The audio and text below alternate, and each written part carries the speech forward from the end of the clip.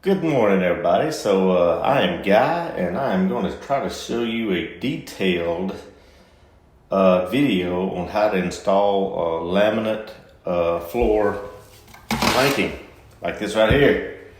And I've watched a lot of videos and a lot of the professionals, and the professionals tend to kind of assume that you know what to do at this particular point, and maybe you're a DIYer, and maybe you do, maybe you don't. So I'm going to try to break some of that down for you and show you a little more detail, so when you get to one of those points, you'll know how to go or move on from there, and then how I installed all our laminate flooring. So this is just a regular standard laminate flooring, click and lock.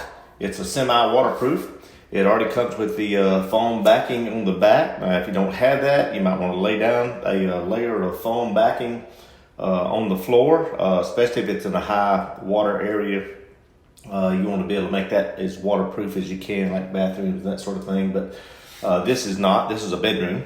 So basically, what came on here is more than enough for what we needed here. So basically, I already got some laid down, so you can kind of see how it's supposed to go. And so I'm going to show you how I got started, because that's the hard part, figuring out where to start. So you got to figure out how you want to lay your tile or your laminate flooring, long ways or crossways. Keep in mind, if you lay it crossways in a long room, it's going to make the room look choppy. So you kind of want to lay the boards in the direction that you want the room to feel like it's the longest, and not short and squatty, if that makes sense. All right, so the first thing I did, and I'm going to show you, you take your tape measure and then your other little tools. Let me tell you, if you don't, when you buy floor laminate, make sure you buy the little kit that comes with it. It costs you about, I don't know, an extra 10 or 15 bucks, but it's more than worth it, for the job that you're going to do. It's got a little handy stuff in there. It's going to come, going to work. It's got your rubber mallet. It's got your little puller. That's great for when you get to the end of a run. I also use a little small pry bar, which is handy. This little thing right here, basically it just clips on the edge. It clips on the edge where you don't damage up this little part you're hammering it. Make sure you don't get that thing.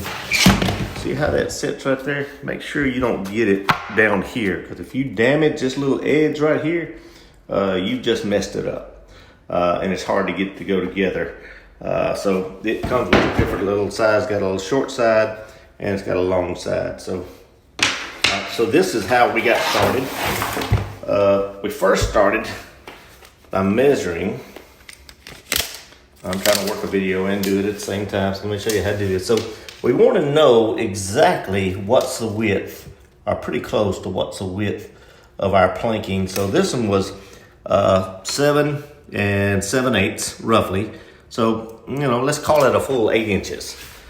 All right, so when you're laying floor laminate, like everything else, it expands and contracts according to weather, temperature, moisture, that sort of thing. So even steel expands and contracts. So certainly floor laminate will also.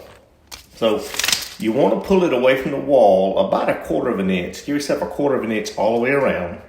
And what that's going to do is allow it to expand and move in and out as temperature or weather changes. Even if you're inside a house, there are changes and moisture changes during the different seasons. So the first thing I did is I come off this wall right here, and I measured exactly 8 1/4 inches. So I know it's about 8 inches, so I'm gonna allow myself another 1/4. Now, this is not gonna be a problem, because later on, we're gonna come with a piece of shoe molding, and we're gonna put it right around this and cover that up.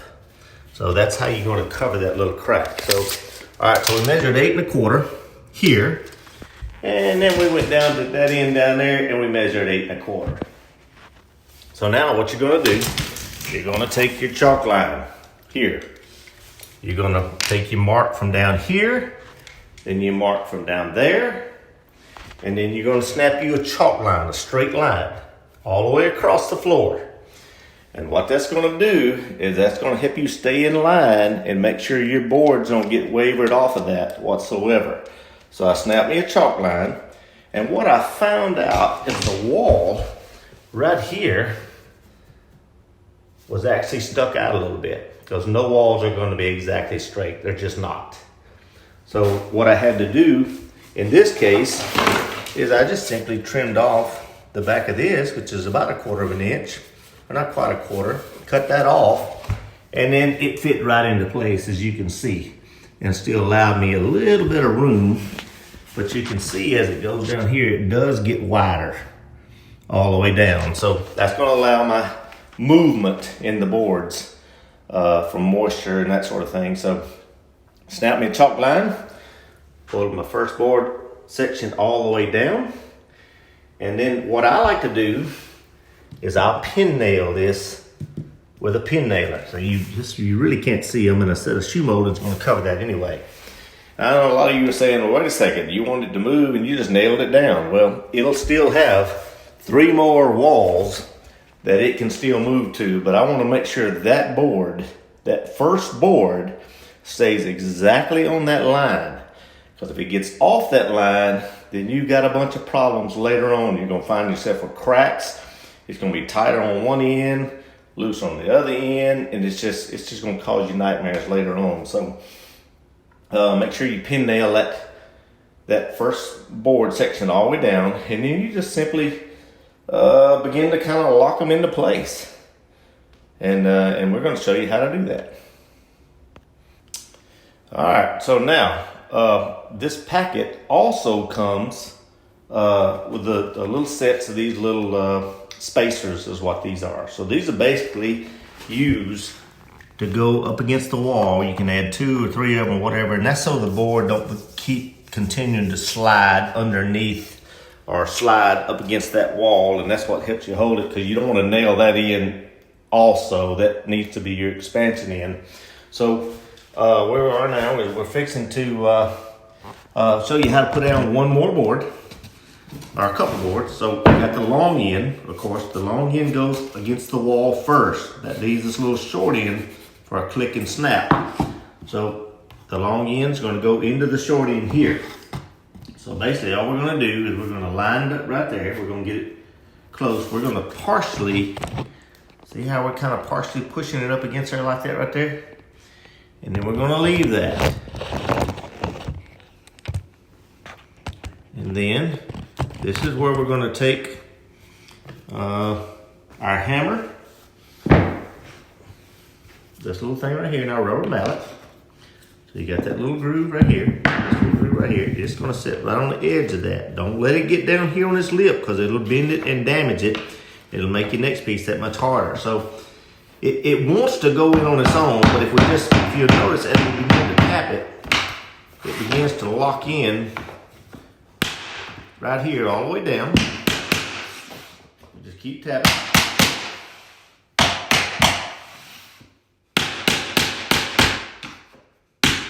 See, as it begins to push in, it tries to go down on its own as it gets to place. See, it's almost down to the floor now. And finally, it's down. So that gets your next piece locked in, just like you need it to be locked in. So now what we're going to do next is we're going to install this piece to here. And I'm going to show you how to do that next. Now then, as always, you notice I don't have down any tar paper on the floor or the foam that we discussed. And you know, if it makes you feel more comfortable to put that down, by all means do. Just got to make sure it's good and flat, because once your boards begin to lay on top of that, if there's a buckle there, that's going to cause you a problem later on down the road, and it's just going to get worse and worse. So it's got to be completely flat. So now we got our first piece is installed, it's locked in place. We got it about 1/4 of an inch off of that wall right up there. So next we're going to install this next piece into here, and this is where there just wasn't a lot of explanation, easy for me to say, how to do this. So, all right, so here we go. All right, so we got turned around. We got our long end right here. It's going to lock into the short end. We want to start that first. This is the important part here. You see that little lip right here? We want to make sure that lays right in close to that, but on top of this. All right, does that make sense? So we're gonna put that right up there, just like that, kind of close, where it sits right on top. All right, so here we go. Let me put this back down. So now we got our, sorry about that, camera malfunction. So we're locking it in.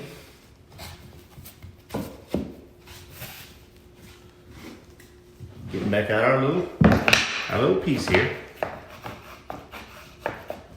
Start tapping it in.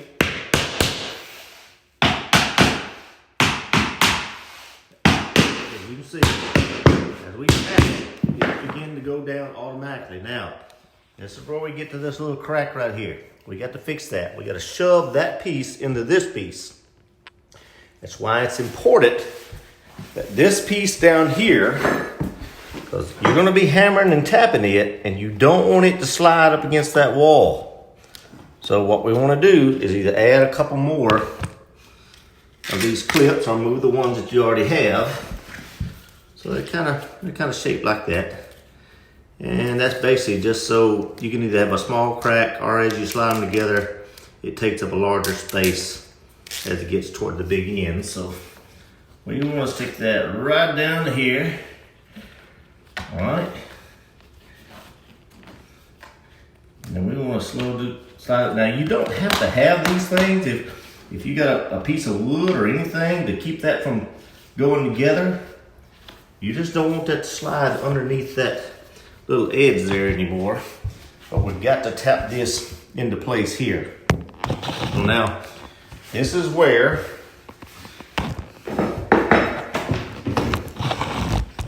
let me get that lined up right there. That's where this thing comes in handy. It's got two ends here. So basically, we're going to put this right down on top of that. Do not get it on top of this other part, because if you damage that up, then you've messed up. You've messed up that whole piece. So basically, I say basically a lot, don't I? I'm going to show you how to put this together. So here we go. We got that on there. We got this on here. We want this end to go in down here. Now, I like to kind of rest my foot there just to make sure that stays down or stays at the same level as the other one. And then all you do is you begin to tap it. Or we can use this thing as well. Either one works fine. I kind of like this more. This is kind of better for up in the corners, up against the wall. I'll show you that in a little bit. But basically, we're just going to tap it and it'll begin to go. It'll start to move, and you can see it as it moves.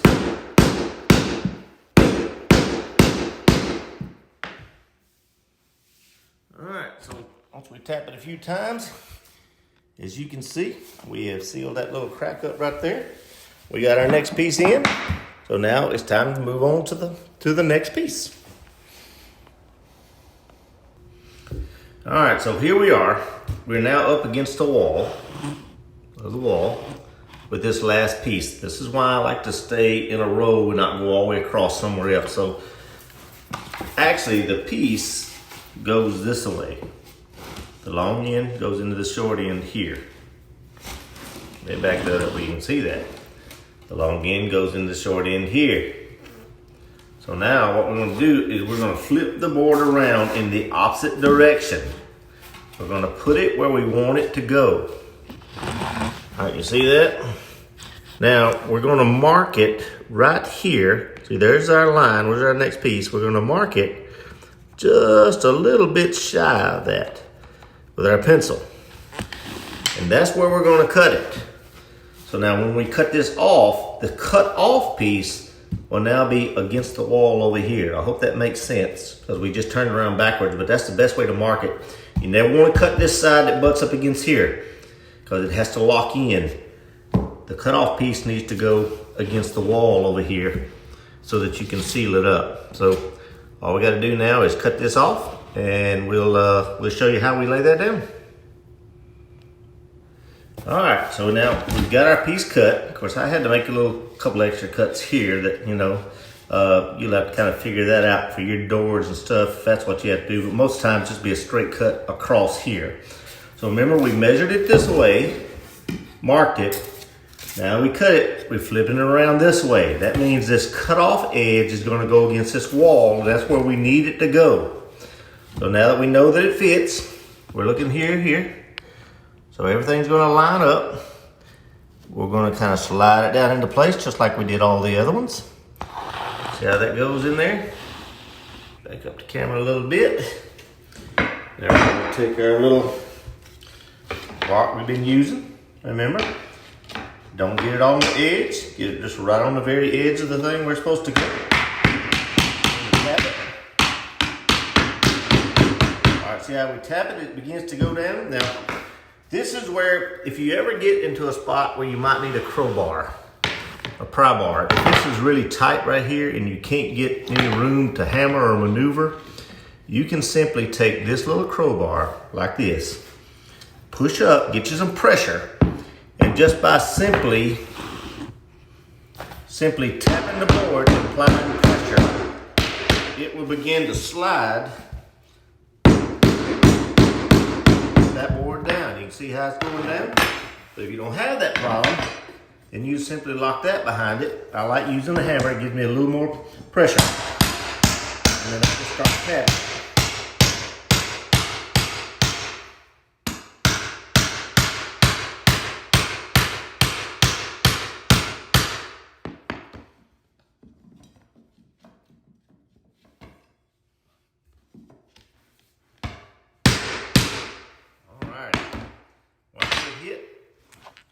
And you see it's completely up right here, good and tight, completely tight right here.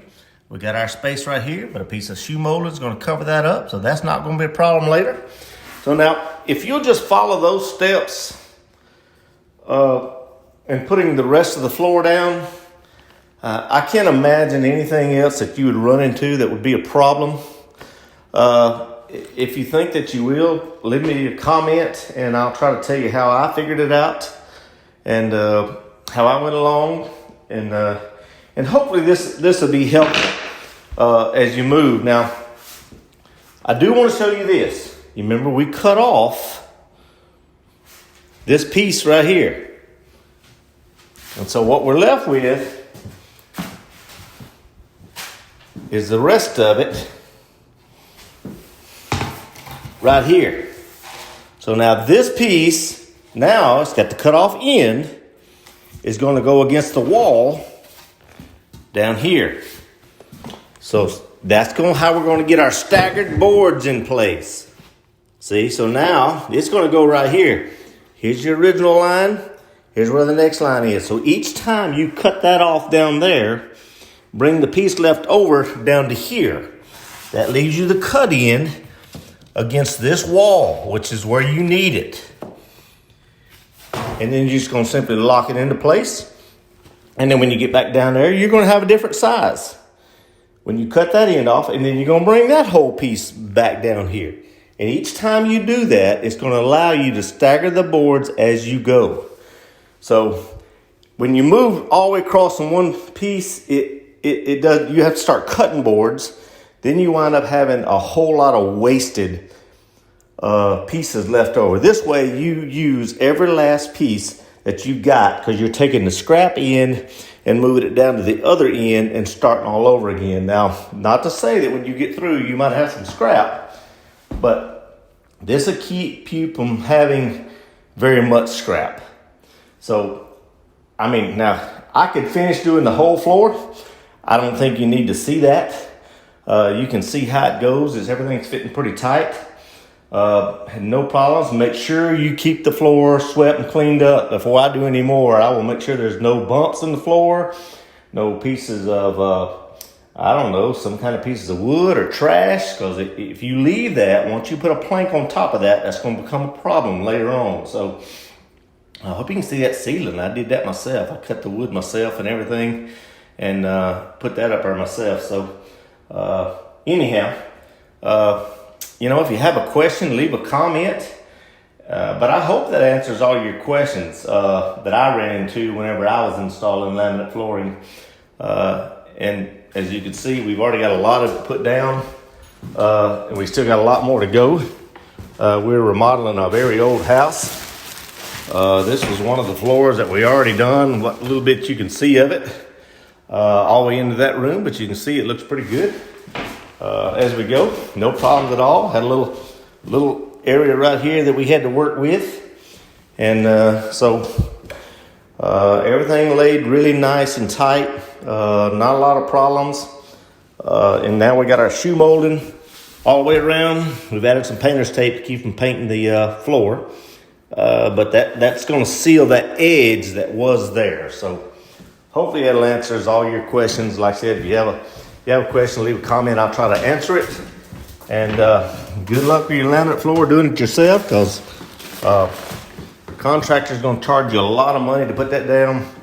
And it's really not hard. Buy yourself a good set of knee pads, because you're going to need those. But, you can put down a room yourself, a couple of hours, time cutting and measuring and putting things together. But it's not that bad. It's something I think you can do. So give it a shot and good luck with it. Thank you.